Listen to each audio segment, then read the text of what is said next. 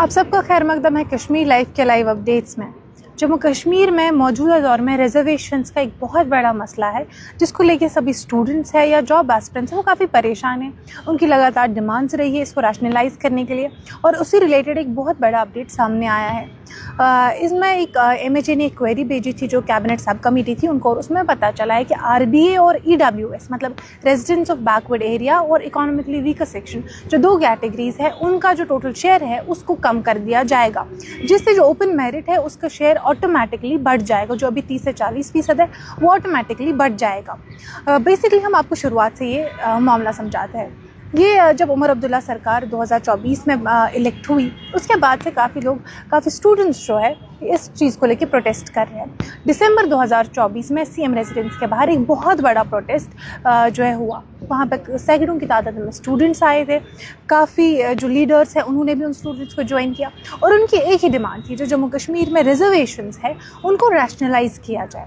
जम्मू कश्मीर में जो चाहे कोई एग्ज़ाम दे एडमिशन के लिए या जॉब्स के लिए, इसमें अलग अलग कैटेगरीज होती है। सबसे पहले ओपन मेरिट जो जनरल कैंडिडेट्स हैं उसमें, उसके बाद RBA है, SC है, ST है, OBC है, EWS है। तो इसमें सबका अपना अपना शेयर कट हो के ओपन मेरिट का 30 से 40% होता है। तो इसमें जो ये ओपन मेरिट स्टूडेंट्स हैं, इनकी लगातार ये डिमांड रही है कि रिजर्वेशंस को रैशनलाइज किया जाए, मतलब जितनी पॉपुलेशन है उसी प्रोपोर्शन में रिजर्वेशंस भी हो।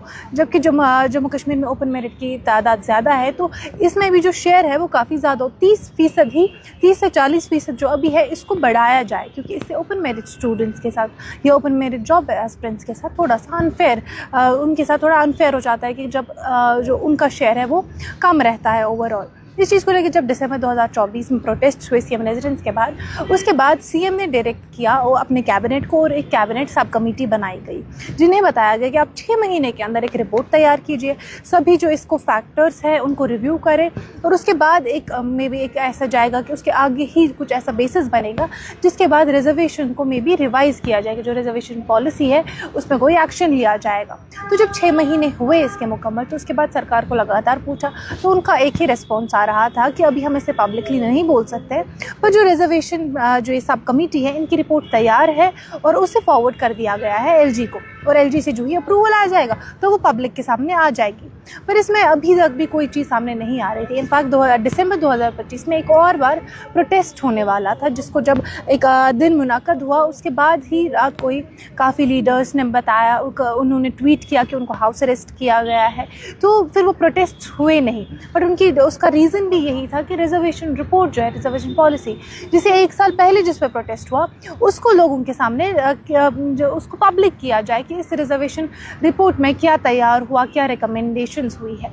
अब इसी सिलसिले में कल एक सब कमेटी मीटिंग बिठाई गई थी, जिसमें काफ़ी चीज़ें डिस्कस हुई, और उसमें सबसे इम्पॉर्टेंट और सबसे कंसर्निंग मुद्दा रिजर्वेशंस का था, जिसे डिस्कस किया गया। इसमें जो मिनिस्ट्री ऑफ होम अफेयर्स ने कुछ सवाल पूछे थे इसी रिपोर्ट के रिलेटेड, उनका जवाब दिया गया, और उससे ये बात सामने आई है कि ये जो सब कमेटी है इन्होंने रेकमेंड किया है जो RBA है, रेजिडेंट्स ऑफ बैकवर्ड एरियाज़, उनका रिजर्वेशन शेयर जो अभी 10% है उसको कम कर दिया जाए और उसको 7% रखा जाए। तो 3% का कट RBA के शेयर में हो, RBA के रिजर्वेशन में हो, और जो इकोनॉमिकली वीकर सेक्शन है EWS, उसका शेयर भी अभी 10% है, उसको कम करके 3% कर दिया जाए, मतलब 7% का कट EWS में भी हो। इसके पीछे उन्होंने रीज़न बताया, जो EWS है इकोनॉमिकली वीकर सेक्शन, तो जम्मू कश्मीर में इस कैटेगरी में लोग उतने ज़्यादा फॉल नहीं करते हैं, और जो काफ़ी बाकी कैटेगरीज़ है उसमें भी इस EWS के काफ़ी लोग ऑलरेडी बाकी कैटेगरीज़ में कवर हो रहे हैं। तो इसके लिए अलग से 10% का शेयर ज़रूरी नहीं है, तो इसको हम कट कर सकते हैं। और RBA resident of backward area में उन्होंने कहा कि जो लद्दाख एरिया है, जब वो जम्मू कश्मीर से बाइफरकेट हुआ, वो अलग हुआ, तो जम्मू कश्मीर में अब RBA का भी 10% शेयर ज़रूरी नहीं है, तो 7% का उसको बताया गया कि कट करके 7% कर दिया जाए। तो इस पर MHA ने ये क्वेरीज की थी इन 2 रिकमेंडेशंस के बारे में, और इसका अब रिस्पांस गया है। जो अब पहले LG के पास जाएगा, फिर वो वहाँ से अप्रूव होके जाएगा, आगे MHA को जो सवाल उन्होंने पूछा उसका जवाब उनको मिल जाएगा। अब ये जो कट है RBA में और EWS में, अब इसके बाद ये फिर से LG के पास गया है अप्रूवल के लिए। अब ओवरऑल इसमें अप्रूवल के बाद क्या ये आगे जाता है, कब ये इम्प्लीमेंट होगा और क्या इससे एग्जैक्टली सारी प्रॉब्लम सॉल्व हो जाएगी। बिकॉज देखिए जब सब कमेटी की रिकमेंडेशंस जो गई, रिजर्वेशन सब कमेटी की जो कैबिनेट सब कमेटी की जो रिजर्वेशन रिकमेंडेशंस गई, दो सामने आई है, बट इट इज़ पॉसिबल कि इसमें और कोई पॉइंट्स भी हो सकते हैं, और अभी सामने सिर्फ 2 आए हैं या सिर्फ यही 2 पॉइंट्स आएंगे। फिलहाल इन 2 पॉइंट्स को देख के यही लगता है कि ओपन मेरिट कैटेगरी का शेयर थोड़ा सा बढ़ सकता है, जो अभी 30-40% है, इसमें थोड़ा सा इजाफा तो होगा।